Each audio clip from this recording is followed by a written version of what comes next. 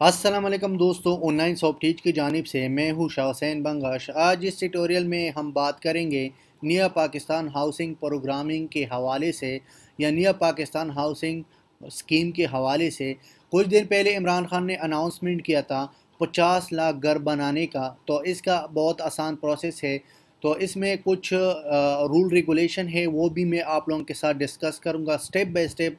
और इस फॉर्म के बारे में बताऊंगा कि आपने इसको किस तरह फिल करना है। स्टार्ट होने से पहले अगर आप लोगों ने मेरा चैनल को सब्सक्राइब नहीं किया तो अभी से मेरे चैनल को सब्सक्राइब करो, क्योंकि हम इसी तरह से आप लोगों को अपडेट शेयर करेंगे। तो चलो अपनी टॉपिक की तरफ आते हैं दोस्तों। ये अगर फॉर्म आप डाउनलोड करना चाहते हो तो www.pmhealthprogram.government.pk, तो ये इसका लिंक है और इसका लिंक जो है मैं डिस्क्रिप्शन में भी डालूंगा, आप उधर से भी इसको विज़िट कर सकते हो।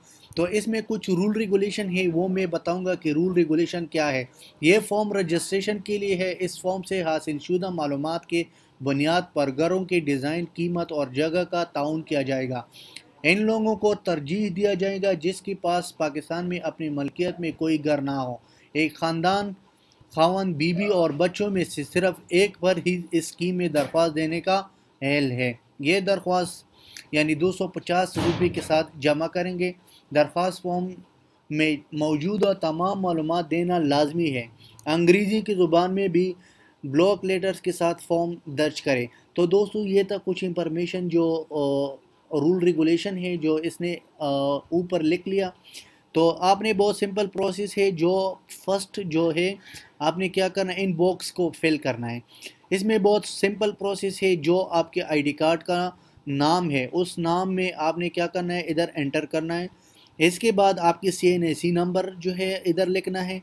इसके बाद आपकी जो मोबाइल नंबर है, आपका फ़ोन नंबर या आपकी जो घर का काम नंबर है वो नंबर भी आप इधर डाल सकते हो।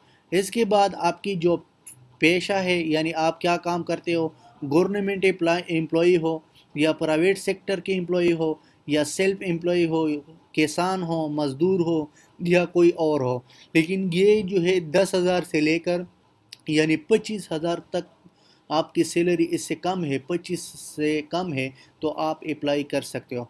इसके बाद आपकी करंट रेजिडेंस क्या है, यानी आप जॉइंट फैमिली हो, मुश्तरका फैमिली हो या सेपरेट फैमिली हो, किराया का घर है आपकी, कच्ची आबादी है या दीगर।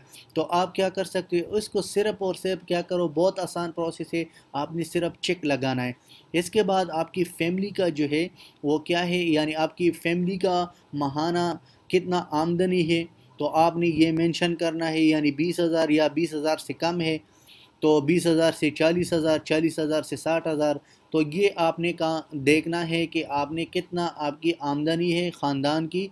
इसके बाद आपने क्या करना है, यानी आपकी तरजीह माहाना किस्त, यानी एक महीने में आप कितना किस्त अदा कर सकते हो, 5,000 या 10,000, 15,000, 20,000, ये आप पर डिपेंड है। वो आपने क्या करना है, इसको फिल करना है।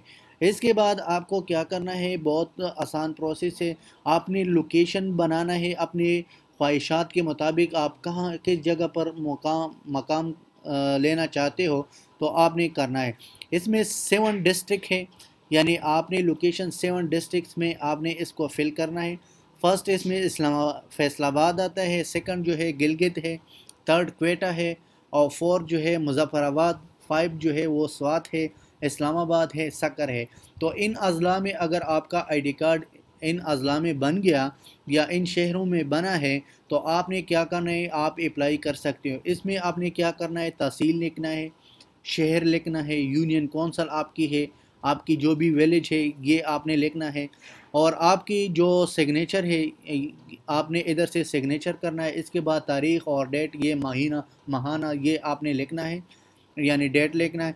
ये जगह पर आपने कुछ नहीं करना क्योंकि ये ऑफ़िस के लिए यूज़ होगा, क्योंकि ये जो आपकी जो ऑफ़िस में आप जमा करोगे ना तो आपने क्या करना है, ये ऑफ़िस के लिए है। तो आपने यही तक आपने इंफॉर्मेशन डालना है।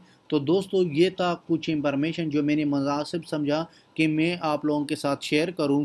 अगर आप इसके बारे में मज़ीद जानना चाहते हो तो आप इसकी बहुत सिंपल प्रोसेस है जो मैंने बताया था। अगर किसी चीज़ की समझ नहीं आई तो आप नीचे कमेंट करो, मैं इंशाल्लाह उसका रिप्लाई करूँगा।